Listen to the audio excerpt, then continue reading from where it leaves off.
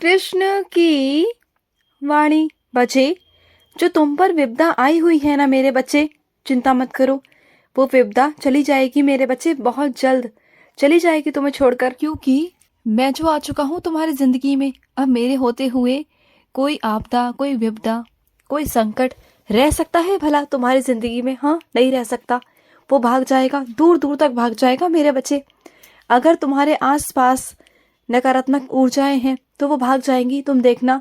तुम बस मुझे अपने घर पर विराजित कर लो मेरे बच्चे। जिन मेरे बच्चों ने मुझे अपने घर पर विराजित नहीं किया, सिर्फ मंदिर जाकर मेरी पूजा करते हैं, मेरी आराधना करते हैं ना, वो मुझे अपने घर में स्थापित करो। मुझे स्थापित करते ही ना तुम्हारे घर में चारों तरफ पहरा मेरा होगा, सिर्फ तुम्हारे कृष्ण का, तुम्हारे कान्हा का मेरे बच्चे।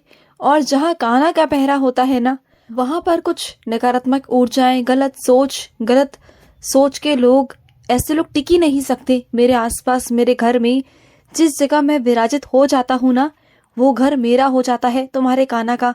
और तुम्हारे कान्हा के घर में कोई दुष्ट व्यक्ति नहीं आ सकता, कोई बाहर का ऐसा व्यक्ति नहीं आ सकता जो तुम्हारे घर में फूट डाले। और ऐसा कई लोग आज करते भी हैं मेरे बच्चे। तुम्हारे आस पड़ोस के लोग, तुम्हारे कुछ ऐसे सगे संबंधी हैं जो तुम्हारे बिना, तुम्हारे गैर मौजूदगी में तुम्हारे पीछे से तुम्हारे घर में आते हैं और इस तरह की बातें करते हैं ना, अलग अलग तरह की बातें, तुम्हारे घर में फूट डालने की बातें करते हैं, तुम्हारे घर में लड़ाई झगड़े की बातें करते हैं, एक दूसरे के बारे में एक दूसरे को भिड़ाने की कोशिश करते हैं। वो बाकी सबके सामने अच्छे बनने की कोशिश करते हैं, लेकिन एक एक के पास जाकर ना एक दूसरे के बारे में बहलाते हैं, फुसलाते हैं, उनके बारे में गलत गलत उनके दिमाग में डालते हैं। वो चाहते हैं कि तुम्हारा घर टूट जाए, बिखर जाए। और वो सब मैं देख रहा हूँ मेरे बच्चे। तभी तो मैं तुमसे कहता हूँ कि मुझे अपने घर पे ले आओ सिर्फ एक बार, फिर देखो कि वो लोग तुम्हारे घर में प्रवेश करने से भी डरेंगे। तुम देखना, ऐसी ऐसी लीलाएं दिखाऊंगा ना उन्हें तुम्हारे घर में कि वो भाग जाएंगे। तुम देखना, टिक नहीं पाएंगे तुम्हारे घर में। और तुम्हारे घर में वो क्या, कोई नहीं टिक पाएगा, कोई भी। और सुनो, एक रात तुम्हें याद है, तुम बिल्कुल सो गए थे, तुम्हें ध्यान भी नहीं था और तुमने अपने दरवाजे में ताला भी नहीं लगाया था रात के वक्त, याद आया? और तुम्हें सुबह उठकर याद आया कि मैं ताला लगाना भूल गया था, याद है तुम्हें? और उस वक्त पूरी रात भर बैठकर तुम्हारे कान्हा ने तुम्हारे घर की चौकीदारी करी। जानते हो, कुछ भी हो सकता था, कोई भी चोर तुम्हारे घर में आ सकता था मेरे बच्चे, सोचो। और सुनो, तुम्हारा कृष्ण ना करुणा का भंडार है मेरे बच्चे। मैं कभी तुमसे गुस्सा नहीं होता, कभी नहीं।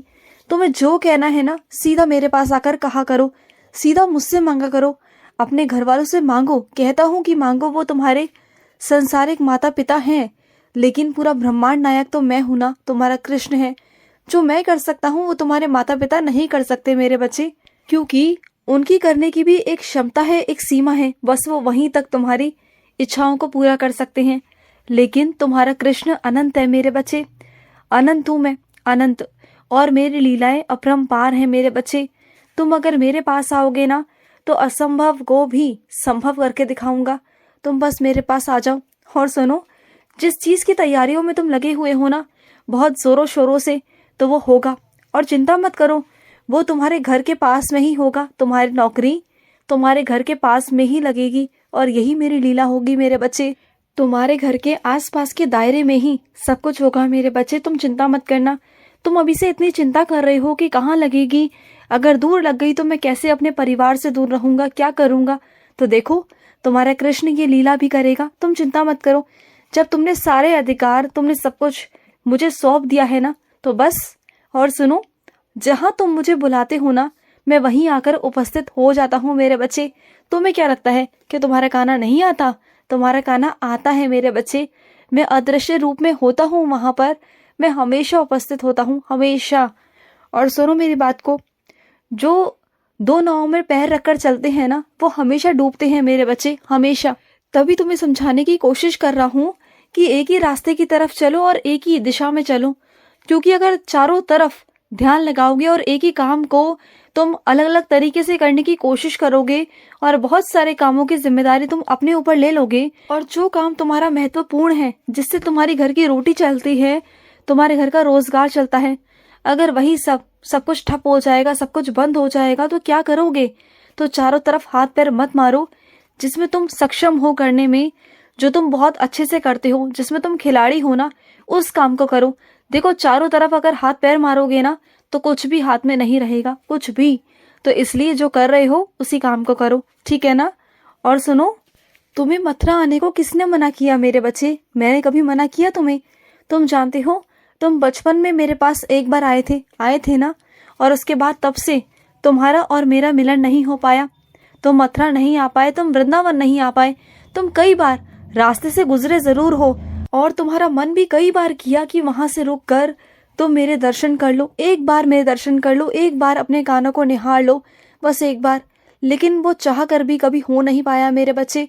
तुमने कई बार सोचा कि गोवर्धन के दर्शन करूं, गोवर्धन की परिक्रमा करूं, तुमने बहुत बार सोचा, बहुत बार, लेकिन वो कभी हो नहीं पाया मेरे बच्चे, कभी नहीं हो पाया। लेकिन तुम चिंता मत करो, जो तुम्हारा ये मन है ना गोवर्धन की परिक्रमा करने का, ये मैं तुमसे जरूर करवाऊंगा, जरूर। और तुम्हें बुलाऊंगा अपने पास। तुम राधा रमन के दर्शन करना, तुम राधा रानी के दर्शन करना, तुम जू के दर्शन करना, आना, तुम मेरे पास आना, और मैं तुम्हें अपने साक्षात दर्शन दूंगा। ये मेरा वादा है तुमसे मेरे बच्चे, वादा है। जब तुम बचपन में आए थे ना तो मुझे बहुत खुशी हुई थी, तुम तब से ही मुझसे जुड़े हो।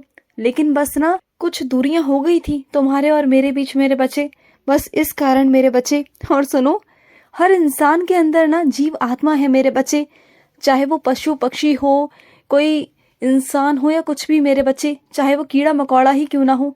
तुम जानते हो हर एक के अंदर जीव आत्मा है, हर एक के अंदर। और तुम ही कहीं ना कहीं इसी योनियों से गुजरते हुए इंसानी रूप में आए हो मेरे बच्चे।